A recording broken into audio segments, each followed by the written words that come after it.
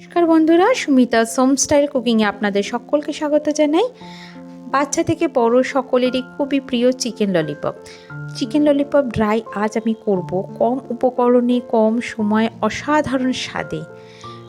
আমার রেসিপিটি আজকে চলুন শুরু করা যাক। প্রথমে চিকেনগুলো ধুয়ে নিয়েছি ভালো করে। ধুয়ে নেওয়ার পরে আমি পেঁয়াজ 2 চামচ, কাঁচা লঙ্কা 1 চামচ লেবুর রস, আদা আর রসুনের আমার পেস্টটা শেষ হয়ে গেছিলো, ফ্রিজে আর ছিল না, তার জন্য আমি ওটা গ্রেট করে নিয়েছি। দেখুন এইভাবে চিকেনগুলো 10 থেকে 15 মিনিট রাখার পরে এই রকম দেখতে হয়েছে। ম্যারিনেটের জন্য আমি 10 থেকে 15 মিনিট রেখেছিলাম। এরপরে আমি একে একে উপকরণ এর মধ্যে দেব। সেই উপকরণগুলো যেটা দিয়ে আমি ম্যারিনেট আরও 10 থেকে 15 মিনিট করব, যেন চিকেনের গায়ে যে লেয়ারটা থাকবে সেটা যেন খুব মোটা না হয়। কোটিং যদি মোটা হয় তাহলে চিকেনের টেস্টটা অত ভালো আসে না। তার জন্য আমরা হালকাভাবে দেব। দিতে দিতে আপনাদের সাথে আমি বলছি। প্রথমে আমি দিচ্ছি এটা কর্নফ্লাওয়ার দিচ্ছি, দেখুন 3 টেবিল স্পুন। ঠিক আছে, একদম ছোট্ট, আমার চামচটা দেখেছেন ঠিক অতটুকু 3 টেবিল চামচ দিয়েছি। এটাতে আমার আছে 10 পিস। আপনারা যদি বেশি পরিমাণে বানাতে চান তাহলে আপনারা যে পরিমাণগুলো আমি দেখাচ্ছি বা দেখাবো সেখান থেকে আপনাদের তখন পরিমাণটাও বাড়িয়ে নেবেন।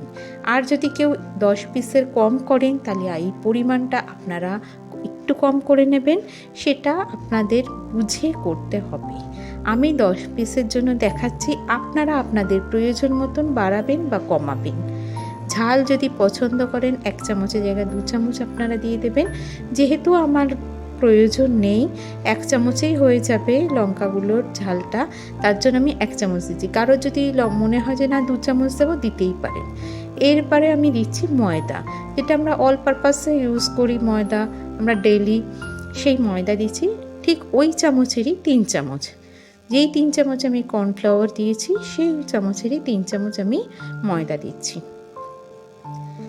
কোটিং যেন বেশি মোটা না হয়। আর কোটিং এইগুলো যখন আমি মাখাবো চিকেনের সাথে ম্যারিনেটের জন্য 10 থেকে 15 মিনিট, ঠিক যেন শক্ত না হয়ে যায় আবার খুব নরম না হয়ে যায়, তাহলে ওইভাবে ভাজবো তো। এরপরে আমি লবণ দিলাম। লবণের পরে যেটা মানে এর জন্যই চিকেনটা হবে ভেতরে জুসি সফট, সেটা হচ্ছে বেকিং পাউডার, ওপরে হবে ক্রাঞ্চি, খুব সুন্দর অসাধারণ টেস্ট আসে।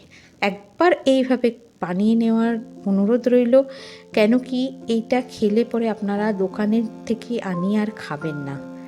এইটা দিলাম বেকিং পাউডারটা কিন্তু অবশ্যই দেবেন। আর 2 চামচ টক দই যদি নাও চান আপনারা না দিলেও এইরকমই স্বাদ আসবে। যেহেতু এখানে লেবু দেওয়া রয়েছে তার জন্য কিন্তু আপনারা টক দইটা না দিলেও একই রকম স্বাদ আসবে, দিলে একটু বেশি ভালো আসে। দিয়ে আপনি 10 থেকে 15 মিনিট, 30 মিনিট হাতে সময় থাকলে সুন্দর একটা বিকেলে স্ন্যাক্স, সানডে হোক যে কোনো ছুটির দিনে এইভাবে দেখুন মাখিয়ে 10 থেকে 15 মিনিট রেখে দেবেন। বেশি নরমও না বেশি শক্তও না। যে কোনো ছোটোখাটো অনুষ্ঠানে বাড়িতে গেস্ট চলে আসলে আপনারা সহজেই করে নিতে পারবেন, বাড়িতে যদি চিকেন আনা থাকে। গ্যাস অন করে আমি একটা কড়া বসিয়ে তেল দিচ্ছি, হোয়াইট অয়েল। এরপরে গ্যাসের ফ্লেমটা এই সময় রাখছি হাই ফ্লেমে রাখছি। তেলটা খুব গরম হয়ে গেলে আমি গ্যাসের ফ্লেমটা লো টু মিডিয়ামে করে চিকেনগুলোকে ফ্রাই করব। চিকেনগুলো আমি যেভাবে ছাড়ছি সেইভাবে ছাড়লে চিকেনের শেপটা খুব সুন্দর আসে। আগে খাবার দেখতে যদি সুন্দর হয় তবে লোকে খেতে পছন্দ করবে। এবারে দেখুন আমি একটু ভাজাটা দেখিয়ে দিচ্ছি। এইভাবে ধরে রেখে একটু ছাড়বেন। যখন নিচে তেলের সাথে একটু লেগে যাবে, চিকেনটা আর পড়ে যাবে না, একদম চিকেন ললিপপের স্টিক যেটা থাকবে একদম স্ট্রেট হবে। আর এখন গ্যাসের ফ্লেমটা যেহেতু লো টু মিডিয়ামে আছে, চিকেনটা খুব ভালো করে ভাজা হবে, ভেতর থেকে সিদ্ধ হয়ে যাবে, ভেতরে থাকবে জুসি আর ওপরে থাকবে ক্রাঞ্চি, খেতে অসাধারণ লাগবে। এইভাবে করে আমি একে একে চিকেনগুলো দেব। দিয়ে সম্পূর্ণ চিকেনটা ভেজে নেব। প্রথম চিকেনটা আপনাদের দেখাচ্ছি এইভাবে করে, কারণ এইভাবে তো আমি ভাজবো না সবগুলো, আপনাদের দেখানোর জন্য একটু সময় নিয়ে আমি দেখাচ্ছি যাতে আপনারা বুঝতে পারেন যে কিভাবে ভাজবো। এরপরে সেকেন্ড চিকেনটা আমি এবারে দিচ্ছি। দেখুন একটু ধরে রাখবে, এরকম আপনি পর পর করে সঙ্গে সঙ্গে দিতে পারবেন যতগুলো তেল। তাই এবারে একবারে ভর্তি করে দেবেন না, অল্প অল্প যতটা আপনার কড়াতে ধরবে সেইভাবে ভাজবেন চিকেনগুলো। একে একে এইভাবে ভেজে সম্পূর্ণ চিকেনটা আমি তুলে নেব। তুলে নেওয়ার পরে সেকেন্ড টাইমও আমি চিকেনটাকে আবার ফ্রাই করব। প্রথমবার একবার ভেজে নেব, তারপরে দ্বিতীয়বারও আবার ভাজবো। তাহলে একদম ক্রাঞ্চি ব্যাপারটা যেটা, সেটা পুরো দোকানের মতন হবে। আপনার একটুও মনে হবে না যে দোকানের নয়, এত সুন্দর খেতে হয়, হেলদি হবে, কম উপকরণে কম সময় খুব তাড়াতাড়ি আপনি বানিয়ে নিতে পারবেন। আর বাচ্চাদের তো একটু সানডে হলে বা বড়দের গেস্ট চলে আসলে খুবই সহজে আপনি বানিয়ে নিতে পারবেন। এইভাবে করে আমি একে একে সব ভেজে নেওয়ার পরে দ্বিতীয়বারে যখন ভাজবো, প্রথমে যে চিকেনগুলো আগে ভেজেছি সেটাই আবার দ্বিতীয়বারে দেব প্রথমে। তাহলে চিকেনটা একটু ঠান্ডা হয়ে যাবে, তাহলে লাস্টে যেটা ভাজলাম সেটাই আবার দিয়ে দেবেন না, তাহলে কিন্তু হবে না। একটু ঠান্ডা হয়ে আসবে, দিয়ে তারপরে চিকেনগুলোকে দেব। দেখুন চিকেনগুলো প্রথমবার এটা ফ্রাই করেছি, দেখুন চিকেনের লেয়ারটা যেটা ওপরে দিয়েছি বেশি মোটা না, কি সুন্দর দেখুন ওরকম ধরে ভেজেছি বলে খুব সুন্দর শেপটা হয়েছে। দেখুন চিকেনের টেস্টটাও লাগবে, কোটিং যদি মোটা হয়ে যায় চিকেনের খেতে টেস্ট অত সুন্দর হয় না। দেখুন এইভাবে করে আমি ভেজে নিয়েছি প্রথমবারে, এবারে দ্বিতীয়বারে আবার ফ্রাই করব। করে এইবারে দ্বিতীয়বারে আমি আবার দিচ্ছি, যেগুলো প্রথমে ভাজা হয়েছে সেগুলো আমি আবার প্রথমেই দিচ্ছি দ্বিতীয়বারের।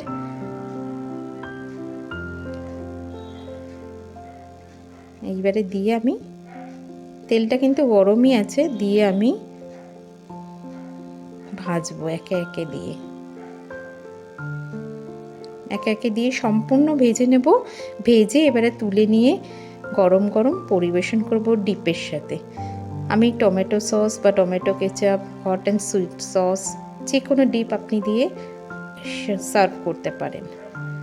সকলেরই আমাদের বাড়িতে ভীষণ পছন্দ করে। আমাদের তো সানডে গরম পড়েছে বলে তাই অল্প হচ্ছে, না হলে শীতকাল হলে তো আমাদের প্রচণ্ড বেশি, এভরি সানডে হলেই ভালো হয়। আসুন এবারে তুলে নিয়ে আমি গরম গরম ডিপের সাথে পরিবেশন করে। আজকের আমার এই রেসিপিটি কেমন লাগলো আপনি অবশ্যই জানাবেন। বাড়িতে এইভাবে বানিয়ে নেওয়ার একবার অনুরোধ রইল। যদি আমার চ্যানেলে নতুন বন্ধু হন তাহলে চ্যানেলে সাবস্ক্রাইব করবার অনুরোধ রইল। পাশে থাকা বেল আইকনটা অবশ্যই প্রেস করে দেবেন।